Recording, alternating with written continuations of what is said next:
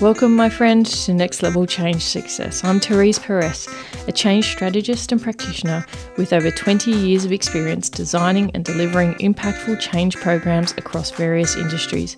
In this podcast, I share real-world practical strategies to help you create and deliver positive change experiences, whether you're a leader, practitioner, or someone looking to bring new ways of working to life.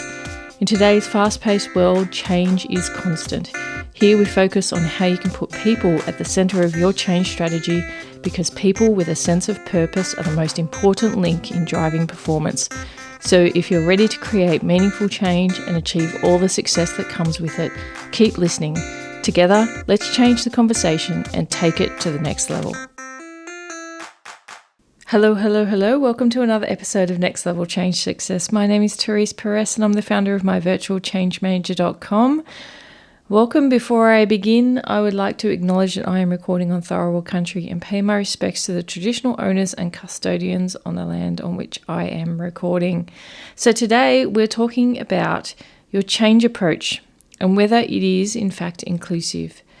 And I think in these times that we're seeing where there can be factions, there can be a lot of, what I call separatism, I think it's important that in every single interaction you create and intervention an activity that you roll out in relation to your change, that you are expressing inclusiveness, that you're including everyone who's impacted regardless of their personal situation. And I'm going to take you through that and why it's important.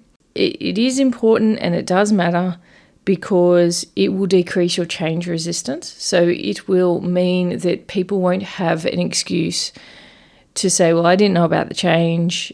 I was away. The communication wasn't sent to me. There's a whole bunch of, I think, excuses, but they can be legitimate if you haven't included and ensured that every base is covered when it comes to inclusion.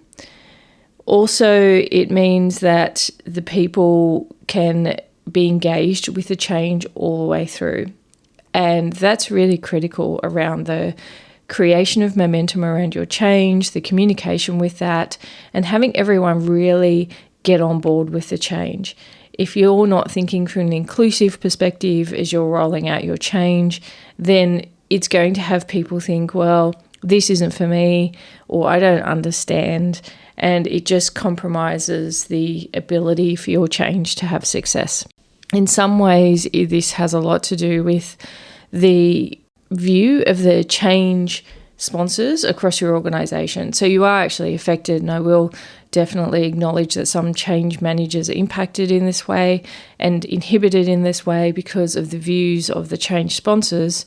Yet if you're the change person in charge, I really encourage you to go the extra mile to ensure that everyone feels a sense of ownership. This impacts the concept that you eventually want people to own the change and really have engaged with it. If you're not inclusive in the way that you're actually rolling out this change, that's going to impact your ability to ultimately have ownership from those who are impacted and your embedding side of things. Now, let's go through some examples around types of inclusions. And look, I've certainly heard this from change sponsors across the board at different times in my career around whether they feel like you're doing enough with your change interventions and whether you might raise with the sponsor, is there anything else you think that we should do? They'll be like, oh, who cares? Like if they turn up, they turn up. That's on them. And I don't really care because that's up to them if they want to get on board the train or the bus, the mythical bus that everyone gets on. If they want to get on the bus, then they're on the bus. And if they don't, they don't. And that's up to them. Well, I'm a little bit more of the view of we will do everything possible and go the extra mile for everyone to be included in the change. And only then, if people are not wanting to participate, then maybe the organisation, the team, whatever it may be, maybe it's just not for them. Maybe it's time that they make a different choice through the change, that they get the option and the choice as many times as possible to actually get on board. And if they're not able to do that, well, then it's up to them to make different choices, because it's going to be very uncomfortable for them. Because the reality is that everyone's moving forward with the change, whether it be a new system being put in place, whether it be a new organisational structure being put into place, then it's up to the individual to make the choices that they wish off the back of that. But I will give every opportunity and every chance possible for everyone to be informed and to make an informed choice for themselves as to whether they want to jump on board the change or not.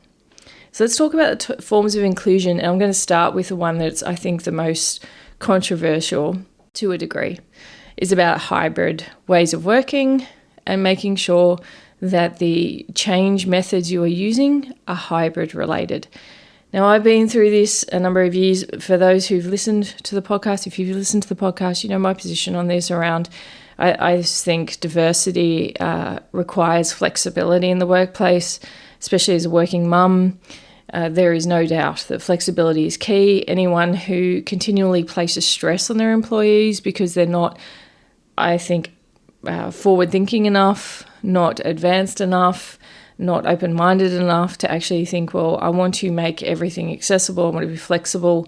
And then also the trade-off to that, you do require performance, right? And you do perform, you don't clock watch, you manage to outcomes. It's a great debate, and something that I would weigh in on every single time, especially, as I said, being a working mother, someone who's outcomes oriented, someone who's performance oriented. Like, I don't see it as a trade-off that, okay, because, you're giving me flexibility, I will do more hours, whatever it may be. It's not the case. This is about how I know my worth. An employer knows my worth. We negotiate boundaries. I'm always in the office if I need to be for special events for my team, whatever that may be, right? So there's this trade-off that happens, but by not having an inclusive or a flexible workplace, essentially you're placing unnecessary stress on your employees. You really are. And that concept of psychological safety, etc. So let's put this into a change context then. So if you're having change interventions where it's only face-to-face, if things aren't recorded in case someone's on leave, so you really want to record sessions as well, even if they're an in-the-room session, that you record it, so if someone's away, they're not feeling like they're missing out, and that there is a recording that's placed on the intranet that someone can watch, because I have watched those things, many people have watched those things, and they do that so they can keep up to speed with things, or even if they're in the room, they might go back to the recording. If they're a leader, they might go back to the recording so they can talk to their team about it. It really does give benefit across the board, and it's an inclusive intervention. Being able to create a virtual hybrid session, so even if there's an in-the-room event, that someone could jump online to watch it if they happen to have to work from home because they might have a sick child, and that's gender neutral, whether it be male or female or they. Like, if they have to be home, everyone has to be home. When it comes to sick children, unexpected things come up, then it's good that it's recorded, even if it's an important meeting, because oftentimes there can be things that crop up and leaders can be caught between that. I need to be at that event, but I really have this critical meeting with a supplier or with a third party, or even internally that we really need to have because there's this burning issue. Then even by recording it, it's inclusive. So ensure that you're creating things so they are inclusive from a hybrid perspective and from a recording perspective. When you think about inclusion, also consider who you have from a representation perspective talking to and sponsoring the change piece. It is good to have people at different levels. More and more you will see the grind that comes a bit from authority now, and especially post-COVID, it's probably even more so.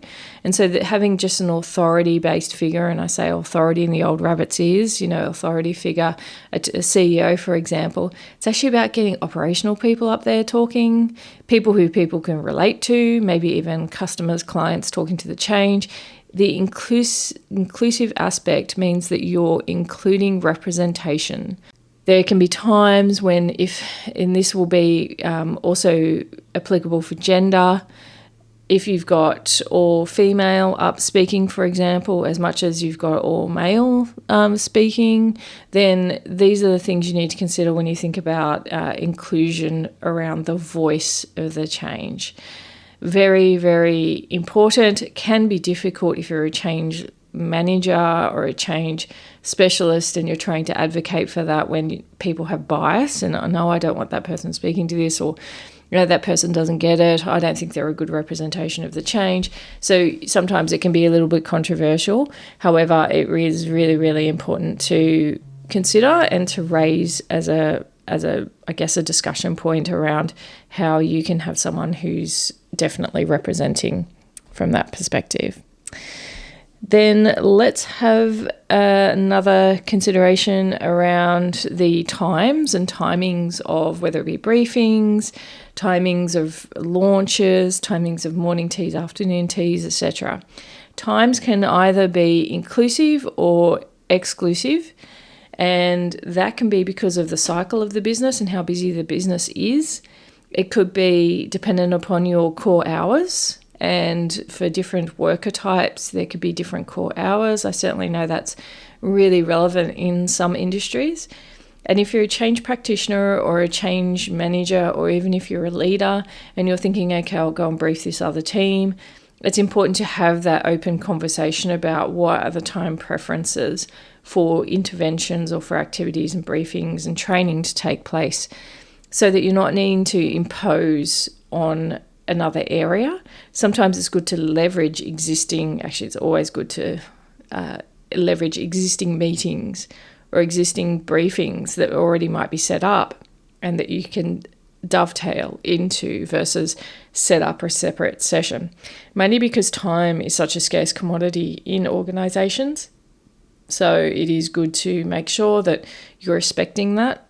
And that comes back to, some of these principles of respect when it comes to change, and that's an inclusive thing as well, being respectful. Accessibility is definitely key for team members and for people across your organisation, and accessibility has all different forms. So if you're going to record the session, can it be seen on mobile, for example? So is it transportable? Always good, because people may not actually read or may not listen to things until much further down the track, and just the different modes that's delivered in can either increase accessibility or decrease accessibility. So important to consider that. The other thing is around how you do your messaging. And so some people are more audio based, some people are more visual based, and some may need, obviously, for people who may have learning challenges or comprehension challenges, you want to ensure that you are tailoring, have subtitles on your videos so that people can read as well. And that also comes down to some of the great technology support that happens with people who have preferred modes of reading. If you have a visual impairment, if you have visual challenges, I should say, if you have hearing challenges, like all sorts of things need to be considered nowadays around accessibility. And what that means is that you are going to broaden your audience as much as possible.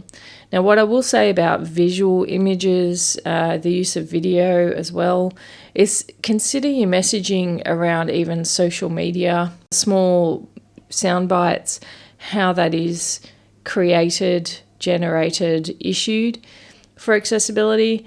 And oftentimes, from even my perspective, I like a good story. And so I like a good visual, I like a good story, I like a journey map, to talk about what it looks like in the future. Customers or people from the business talking about how it's going to change the way they work. All of that is interesting, engaging, and has cut through. And that might be subtitled as well, but it's a really effective form of communication. Now, if you're just going with emails and written word, you are losing most of your audience. More and more people aren't reading. And unfortunately, it's a sad thing, because as I glance at my bookshelves, which have so many books on it, some read, some unread, truth to be told. But certainly when you looking at the written word, there's less and less appetite for just written communication. And yet we're kind of stuck in it in a lot of corporate ways. And it's important to really move your internal communications to be more accessible, to be more visual, to be more storytelling, because that's the environment in the world we live in.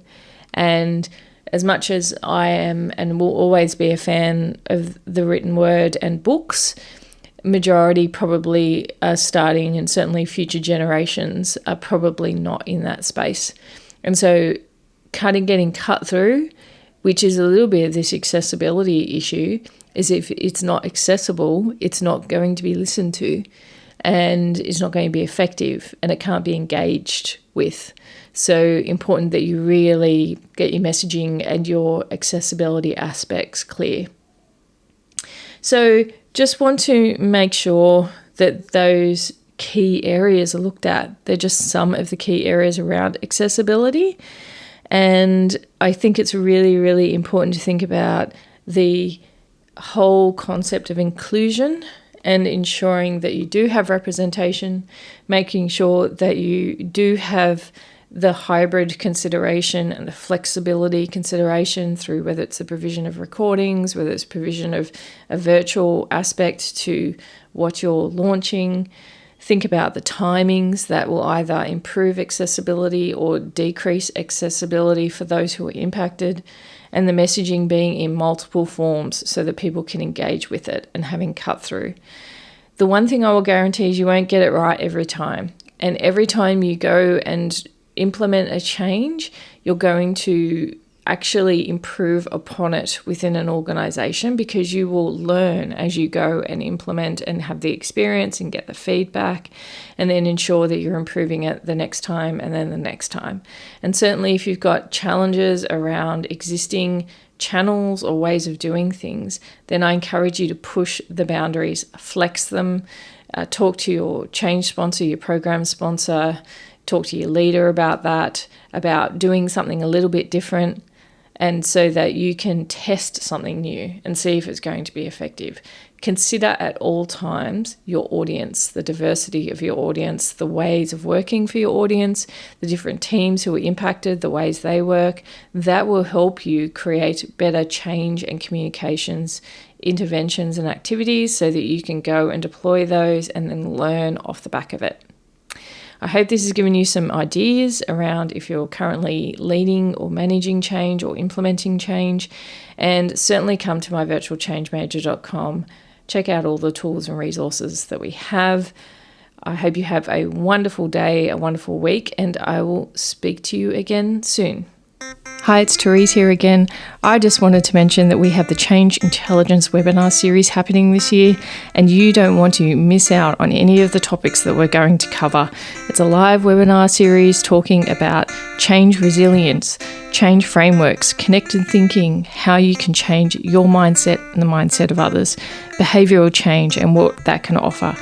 If you don't want to miss out, then come to myvirtualchangemanager.com. Just simply register and we'll let you know when the next webinars are happening so that you can come along. Spaces are limited, so be sure to jump across and register as soon as you can, and you'll see some of the topics that we're going to cover. I hope to see you there and to continue to work with you to create positive change experiences.